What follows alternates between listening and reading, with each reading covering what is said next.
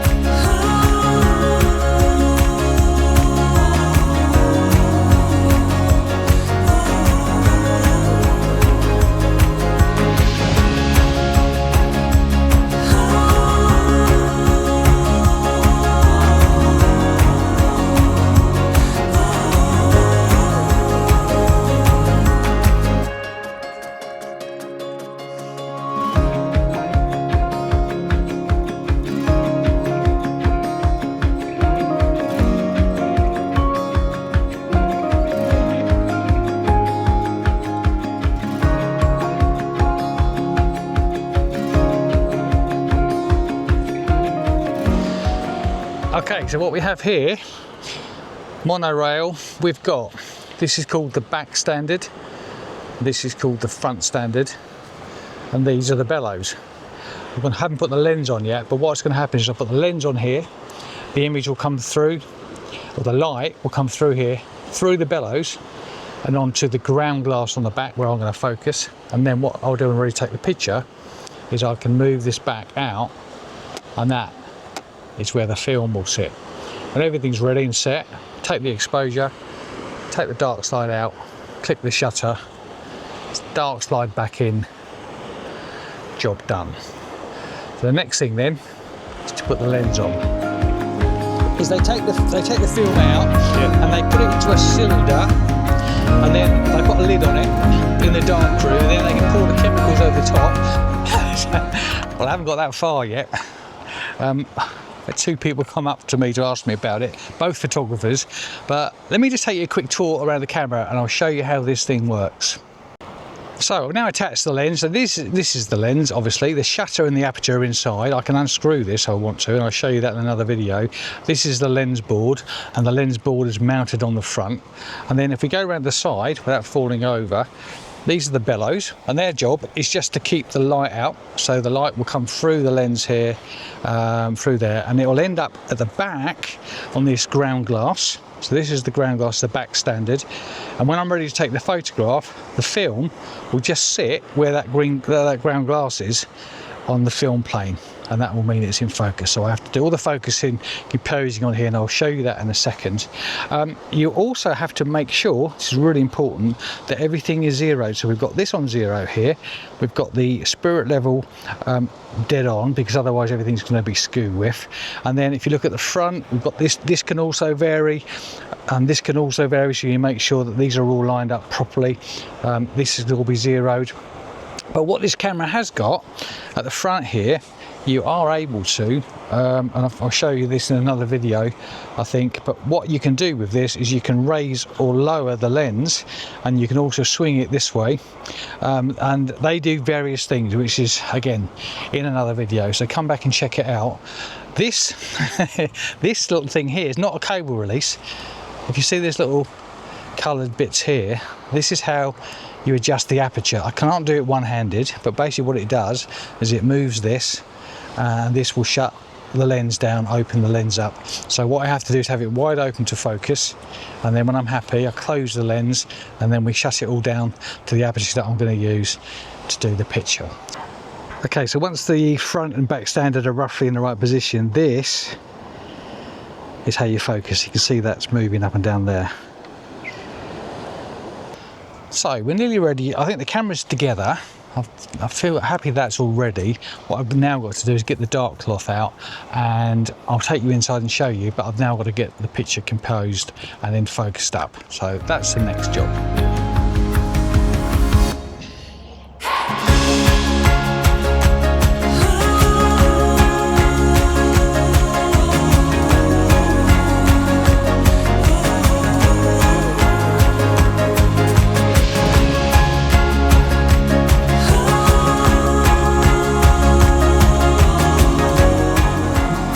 Let me take you under the dark cloth.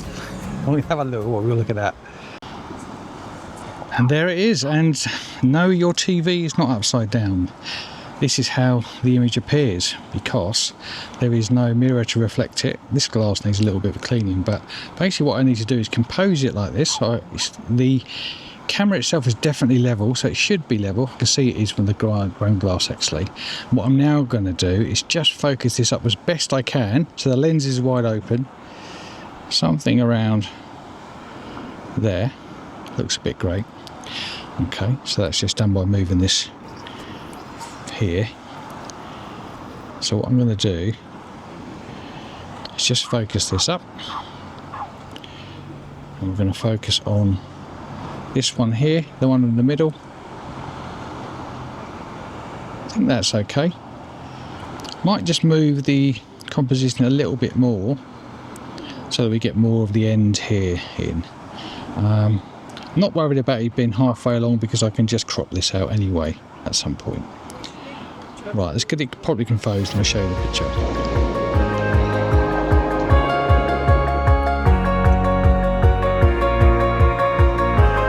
Right, so here is the composition, and I'm just really focusing on this point here, but what I've also got is the end of the pier in. And I've also used a little bit of rising front, and what that means is I can get the back parallel to the buildings, so they're not going to converge and they're not going to do this kind of thing. And I've just put a bit of rising front because I want to get more sky than I do sand. So that's the composition. Just going to double check the focus, and then what we'll do is we'll take the shot.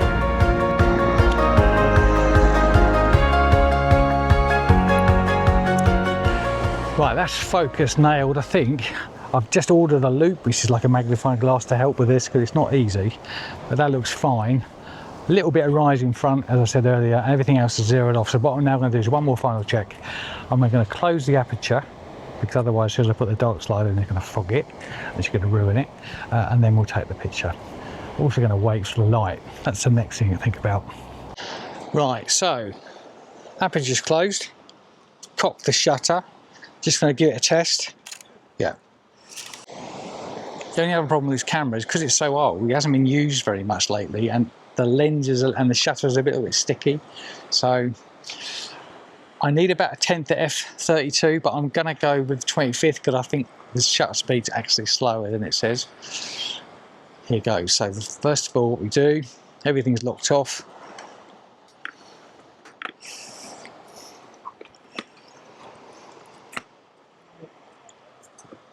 And that's the dark slide in. Okay. So now we're kind of waiting. Now I don't think the light's going to change very much. So I think I'm just going to shoot this. And what you need really is a cable release. And I've ordered one, but it's not here yet. But I'm just going to use my finger to just click this. Just fire the shutter, and there's a little button on the front that will do that. Focused. Hopefully this is going to come out. But again, with digital, you know straight away. With film, you have no idea until it comes back from the processing, and it's cost you a tenner. Right, double check. 0, 0 level, 0, 0 shutter cocked. 25th, f32, 125 ISO. I might just check the exposure with my Z8 though. Let's do that first.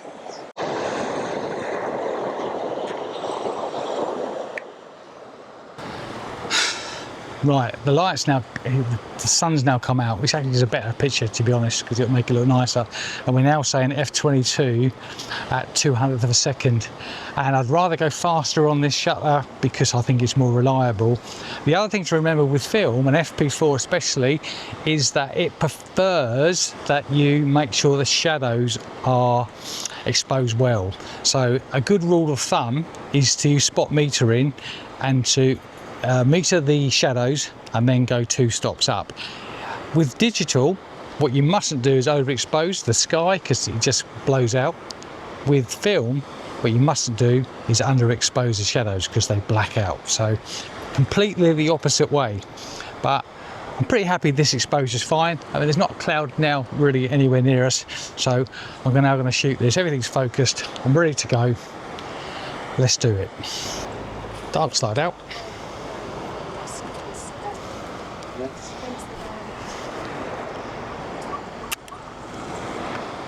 And then the dark slide starts white.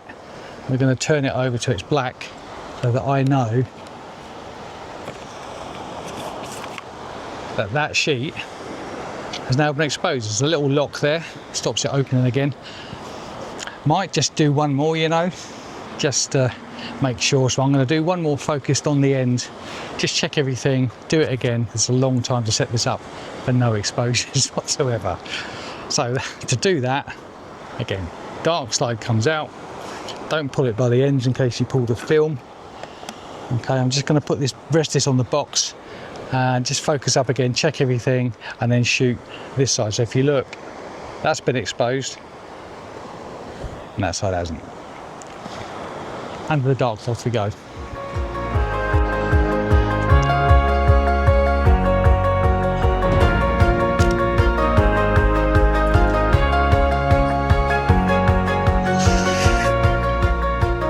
So this time white side out. Carefully not to move the tripod.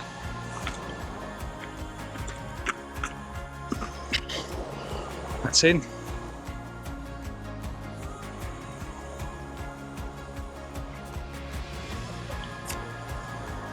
Put that there.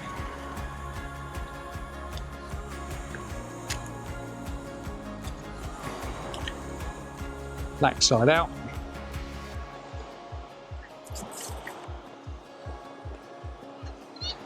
Done. Let's see how that comes out. Done. And there you have it. And who knows if that's come out or not, or either of those sheets have. And that is the stress that we used to have with film. You just never know what you got until you got it back from the lab. And digital's so much better, took all that stress away. That's why weddings were really expensive back in the day, because It's taken a little bit of muscle memory to remember how to do that. You can write yourself a checklist, but certainly a lot more complicated than using the Z8. But I've really enjoyed that. I really enjoyed wearing Gazelle trainers. I would really enjoy driving a Ford Capri, I'm sure. Things were different back in the day and not as advanced, but still a lot of fun. And it's nice to look back and remember. And I had a load of fun with this camera back in the day, along with its brothers and sisters. And we used to have a 10.8. In fact, I could have borrowed the 10x8 film plate, but it's the film costs are just horrendous. And big thank you, by the way, to Yanis from Van Coles. This was Yanis's dad's camera back in 1950, I think it was made. So an awfully good bit of Swiss engineering. And Yanis runs a school photography company, which I used to work for years and years ago, which is when I used to use it before we switched to digital. So appreciate him lending it to me. Thanks, Yanis, if you're watching this. And next week I'll be using the Linhof. So he's also got a little museum of cameras, and I've got an older Linhof which I borrowed, which is called what's called a 4x5 field camera. So a lot easier to use than this because you haven't got to put it together quite so much. The same principles apply though, but I'm going to be shooting Walberswick, some beach huts, which is just down the road here, and that'll be next week's video, but I'm going to do it in a couple of hours time. I'm just going to have to find out when my wife's gone, probably eating ice cream somewhere. So thanks ever so much for watching. I hope you've enjoyed this. Any questions, ask them down below and I'll be sure to answer them. And if this comes out and I get it processed in time, here come the images. If not, then you'll have to just use your imagination and they'll come up in another video at some point. I'm also going to do a video on how to use one of these, so a little bit more detail, but maybe not on South Wold seafront with everybody watching. So I hope you forgive me for that. So much pleasure. Enjoyed that so much. Even putting the films in the dark slides or the film holders has been brilliant fun. So I've really had a great time. And I will see you next week, Sunday at 6. Thanks so much for watching. Take care. Ta-ra.